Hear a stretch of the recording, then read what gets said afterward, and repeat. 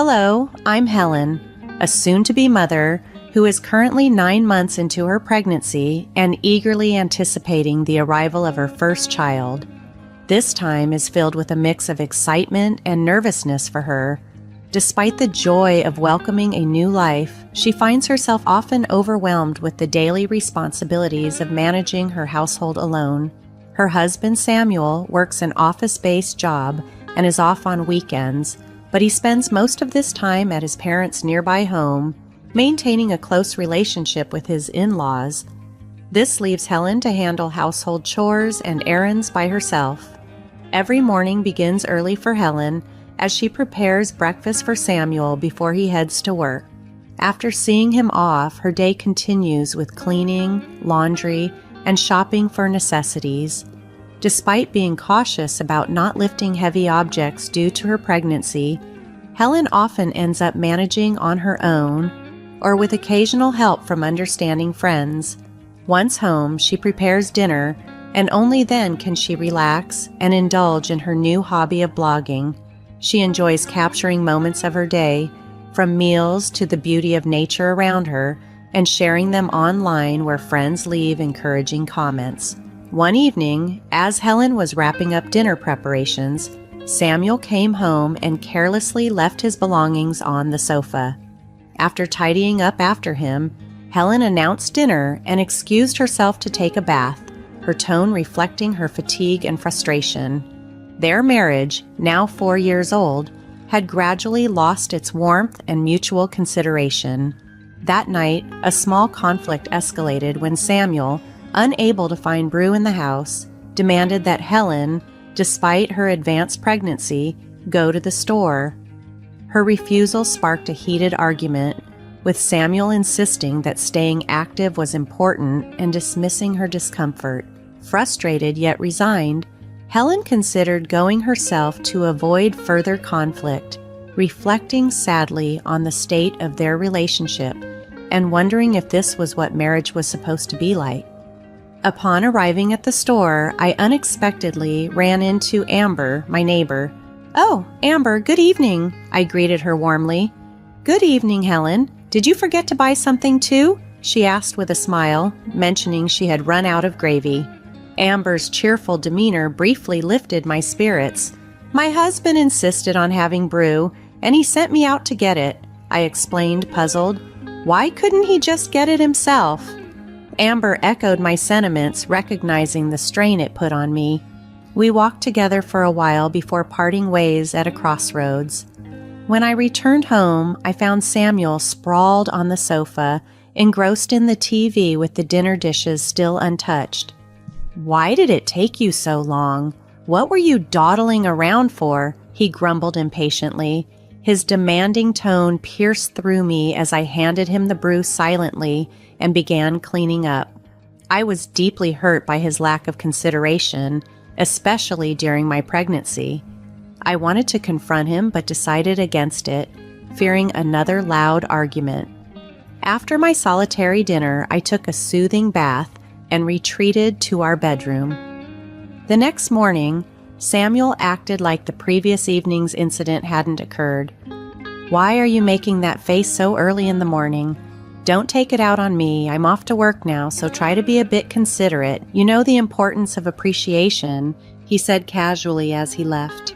His words ignited a desire in me to retort, but I was too stunned to speak and could only sigh deeply as I saw him off with a curt, "Be careful, I won't be making dinner tonight."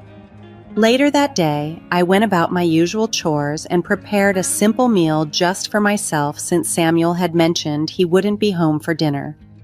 However, as I was about to eat, Samuel unexpectedly returned.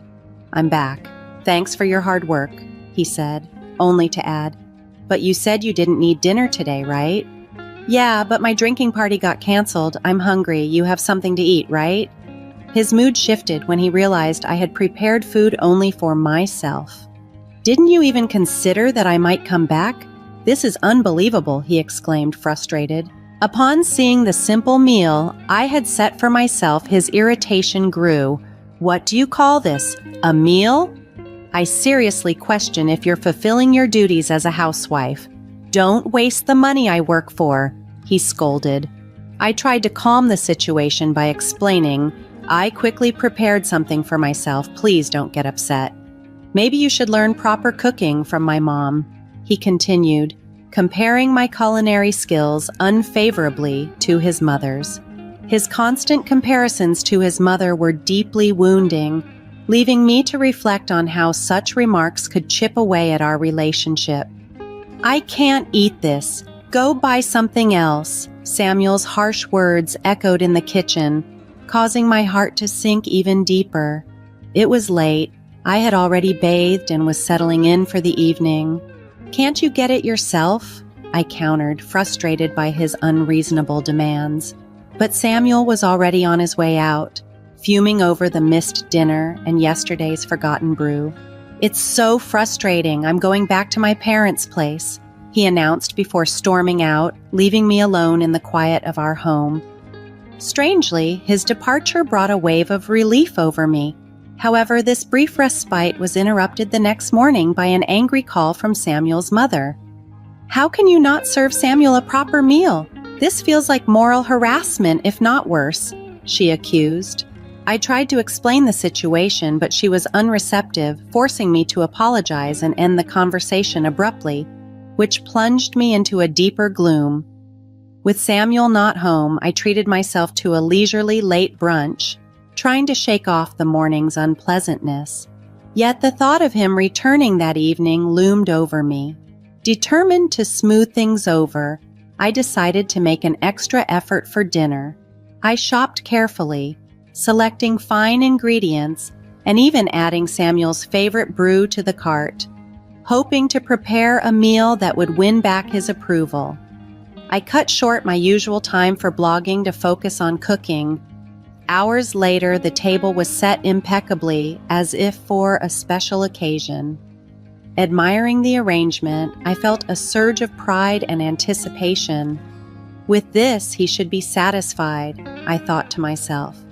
I waited in the dining room, but as time ticked by, there was no sign of Samuel. Concern grew within me as I tried calling him several times without a response. As the hours passed, anxiety turned to panic. Had he gone to his parents' house? A quick call confirmed he hadn't. The clock neared midnight, and just as I considered contacting the police, Samuel staggered through the door, visibly drunk. "I'm home," he slurred, collapsing in the hallway. I rushed to his side, worried. "What happened? Are you okay?" I asked, but my concern only seemed to irritate him further. "Too loud, go away," he snapped, brushing off my attempt to help him as he stumbled towards the dining room. "Don't touch me! Don't come near me with that ugly face," he barked, his words laced with venom before he collapsed onto the floor. His harsh, drunken tirade was shockingly painful. How could he be so insensitive, so cruel? His words echoed in my mind. "To think you're my wife." Tears welled up as I realized all my efforts at dinner had been for naught. Alone, I ate the meal I had lovingly prepared, enveloped in loneliness. The next morning, Samuel seemed oblivious to the havoc he had wrought. Nursing a hangover, he merely complained, "My head hurts. I guess I drank too much." His casual dismissal of last night's ordeal left me feeling invisible, my efforts unacknowledged and my heart heavy. "Why did you leave me in the hallway?" Samuel questioned the next morning, his tone tinged with accusation. "You chose to lie down there, Samuel. It's not my fault," I responded, trying to keep my voice calm despite the frustration bubbling inside me. "Aren't you my husband?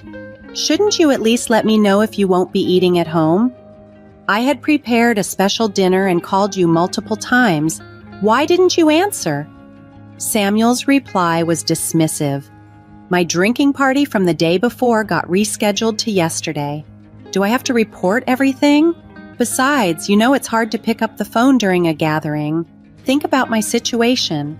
With each word Samuel uttered, my heart grew colder and my expectations of him diminished. I decided then that it was better to expect less, to protect myself from being hurt or disappointed. "This is too much. I'm taking a break and going back to my parents' home tomorrow." Being with you lately has been unpleasant and draining, I declared, the idea of a temporary separation feeling increasingly like a necessity. Samuel's demeaning attitude pushed me to contemplate more permanent solutions like divorce. Despite the turmoil, my heart raced with anticipation for the arrival of our baby. Friends had shared stories of the pains of labor, yet my excitement to meet the new life inside me overshadowed those fears. The neighbors often encouraged me, brightening my mood with reminders that it wouldn't be much longer. Unexpectedly, Samuel brought up the idea of a family trip. "Hey, want to go on a family trip soon?" he asked out of the blue. "Really? But I'm talking about a family trip where my mom and dad want to join too," he added, which took me aback. Given the tensions between me and Samuel's parents and the way they had blamed me during the phone call incident, the proposal seemed odd. "I'm about to give birth soon, and traveling a long distance might be risky," I objected. Samuel brushed off my concerns. "Just because you're pregnant doesn't mean you're sick. My parents are thoughtfully inviting us. Everything will be fine. It's already decided. We'll go for 3 nights and 4 days next week." "But next week is my due date. That's a bit," I started, only to be cut off. "Just do as you're told. Prepare for the trip. End of discussion," Samuel concluded, leaving the room abruptly, leaving me troubled and anxious. The next day, I sought advice from a close friend and explained the situation. She agreed that the plan was unreasonable. As the day of the trip loomed closer, I became increasingly uneasy. "Actually, I'm not feeling well today. I'm worried about the baby, so I'm going to rest at home," I said on the morning of the trip, hoping to use my condition as a reason to stay. Samuel was skeptical. "You can just rest in the car and you'll be fine. Come on, bring your luggage. We're heading to my parents' house, so hurry up." As we headed to the car, loaded with luggage, I sat in the passenger seat, my anxiety peaking. Glancing down, I felt a surprising warmth at my feet, a stark contrast to the chill of the situation. As I settled into the passenger seat, I suddenly felt an unexpected warmth at my feet and noticed water spreading around them. "Oh my, I think my water just broke," I exclaimed, panic rising within me. "Samuel, we need to go to the hospital quickly," I urged, urgency clear in my voice. Taken aback, Samuel stuttered, "Are you serious?" "Yes, I'm serious. We need to get to the hospital now. The baby might be coming."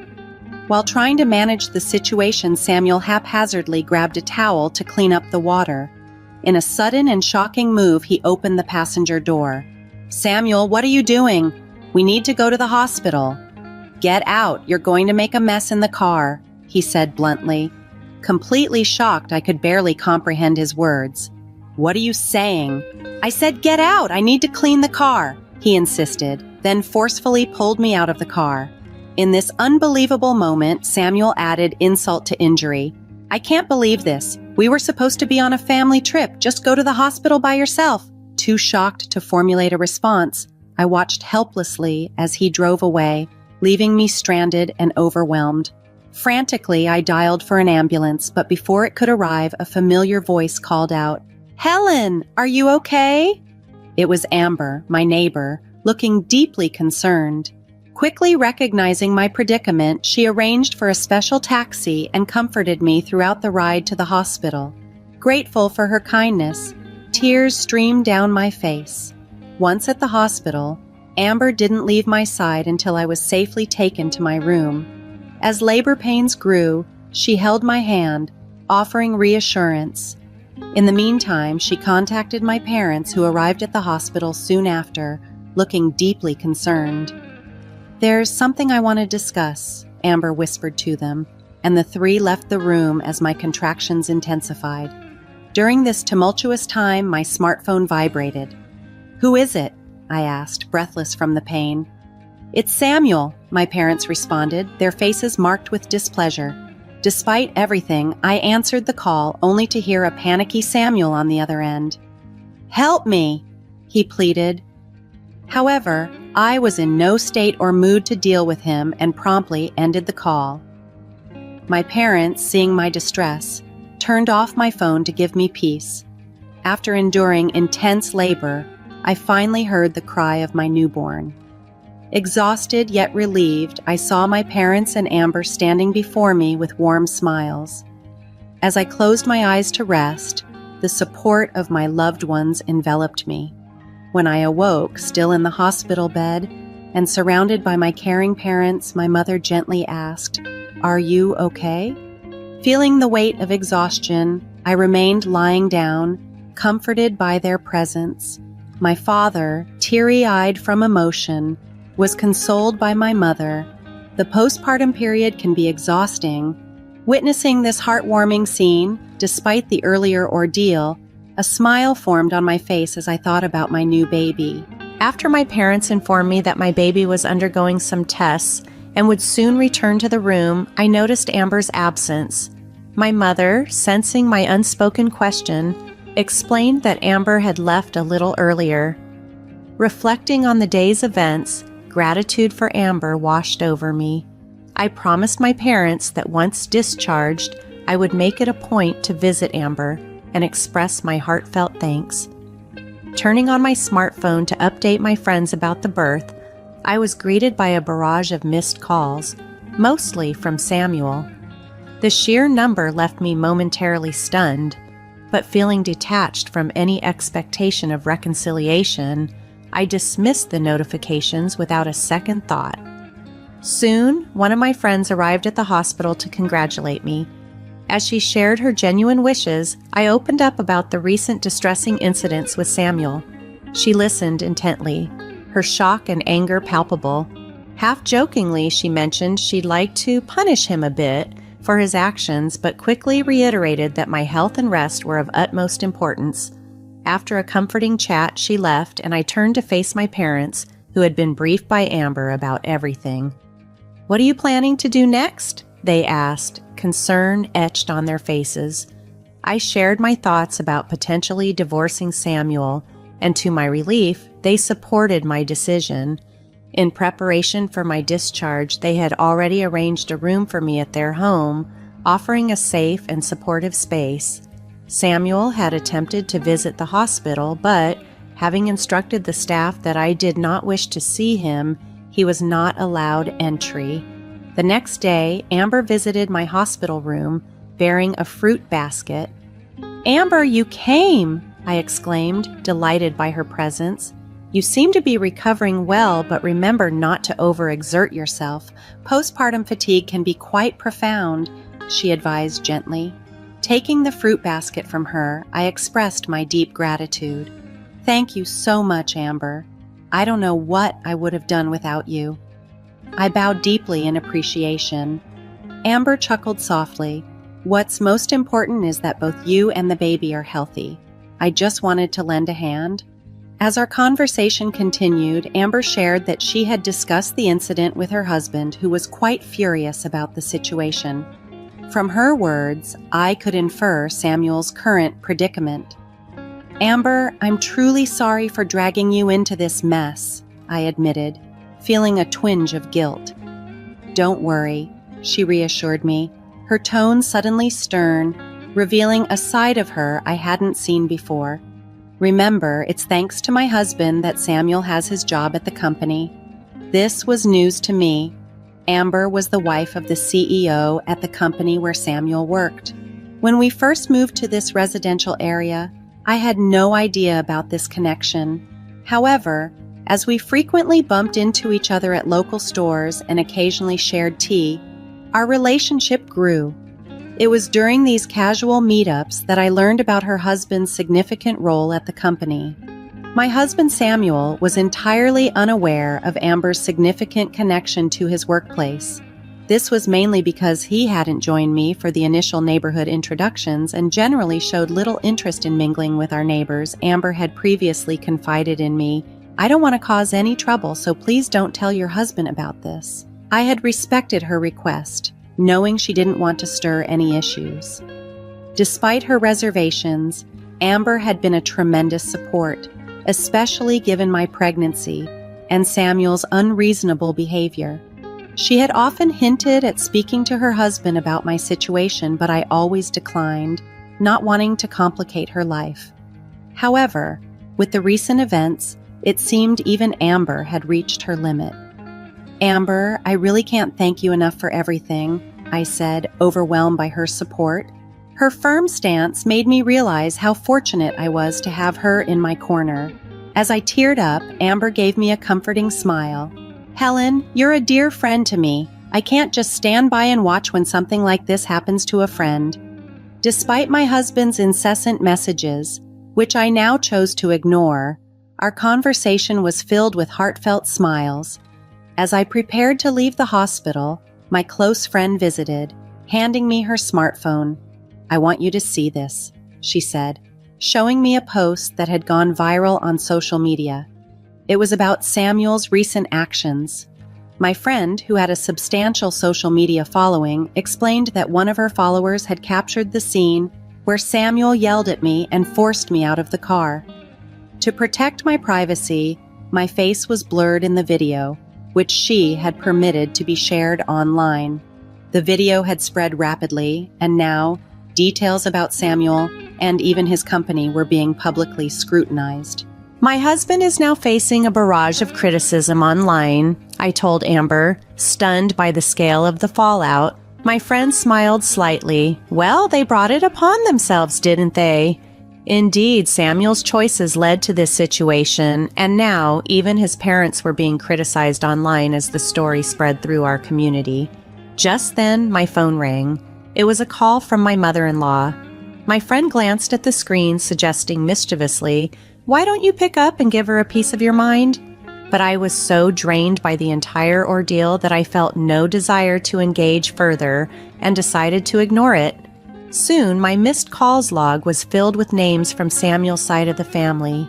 As my discharge date approached, I grew anxious about potentially encountering my husband or his parents lurking outside the hospital. My parents, sensing my distress, reassured me, "You have nothing to worry about." This assurance was comforting, especially as we prepared to leave the hospital with my belongings. My focus now was on starting anew, prioritizing the safety and well-being of my baby and myself, free from the turmoil that had overshadowed recent days. As I prepared to leave the hospital with my parents, a sudden commotion erupted. I heard my husband's voice calling out my name, "Helen!" followed by the loud protests of my in-laws. Just then, a group of men in black suits quickly formed a protective barrier around me. One of the men gently opened the car door for me and assured me, "Don't worry, we're here on Sir's request to protect you." It appeared that my parents had anticipated this situation, as my mom, with a reassuring smile, said, "Didn't I tell you there's nothing to worry about?" Her words brought me a deep sense of relief, and I smoothly slid into the car. From the corner of my eye, I saw that my husband and his parents, overwhelmed by the presence of the bodyguards, were unable to come any closer. The overwhelming gratitude I felt for Amber, who had orchestrated this protection, filled my heart. I can't find the words to express how grateful I am for Amber's support. I shared with my parents, who agreed that we needed to find a way to show our appreciation. As my new life began away from the turmoil, the attempts by my husband and in-laws to contact me persisted. I sent them the divorce papers, but they showed no signs of accepting the situation. One day, my in-laws called our house and my father answered. They boldly claimed that since I was part of their family, I should not complain regardless of how I was treated. My father, angered by their audacity, retorted sharply, prompting them to hang up abruptly. After discussing it with my parents, we decided that seeking professional legal help was necessary. Fortunately, my father knew a lawyer who, upon hearing our circumstances, graciously offered his assistance. I briefed the lawyer about the circulating video on social media and the events leading up to it. When the lawyer contacted my husband, he was initially surprised and then defiant. "We'll solve our marital issues ourselves. We don't need a lawyer," he argued in a dismissive tone. However, the lawyer, with a calm demeanor, responded, "I'm acting upon Helen's request. Any future communication should be directed to me. It's up to Helen, my client, to decide whether or not she wants to involve a lawyer. Stunned by the lawyer's firm stance, my husband was initially unwilling to proceed with the divorce. However, the mention of mediation and the possibility of a court case seemed to unsettle him. I have no interest in the child and have no intention of seeing them in the future, so I don't see why I should pay child support, he stated irrationally regarding the divorce terms. As for property distribution, I did nothing wrong, he claimed. The lawyer, ever professional, explained the legal implications clearly, but my husband remained unconvinced. In that case, it seems we'll meet in court, the lawyer suggested. Hearing this, my in-laws who had been eavesdropping appeared to panic and immediately conceded to the terms. Informed of this development by the lawyer, I was stunned by the turn of events and the reality of having ever been connected to such a man. Throughout this time, I kept in touch with Amber.